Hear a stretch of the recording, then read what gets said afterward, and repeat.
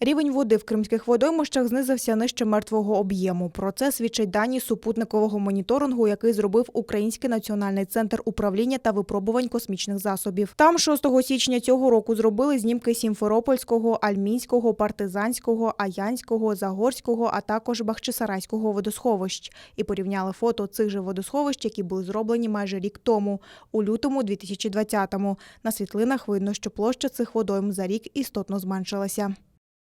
Аналіз результатів супутникового моніторингу змін площі дзеркал вод водосховищ в південній частині Автономної Республіки Крим свідчить, що в більшості водойм рівень води знизився нижче мертвого об'єму, тобто менше 30% від початкового об'єму. Зниження наповненості водойм несе загрозу екологічному балансу. Це може призвести до загибелі фауни, заростання водойм травою і чагарником, а також це загроза безпеки гідротехнічних споруд.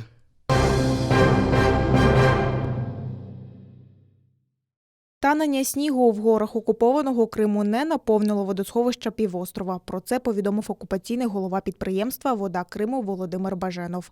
По всім водосховищам Криму, які наповнюються за рахунок поверхневого стоку головної гряди Кримських гір, притоки настільки мінімальні, що їх можна не брати до уваги, додав Баженов. Тому, впевнений окупаційний чиновник, і досі треба розраховувати на підземні джерела. Тим часом так звана глава адміністрації Ялти Яніна Павленко повідомила, що води у водосховищах, які живлять місто, вистачить на 2 місяці.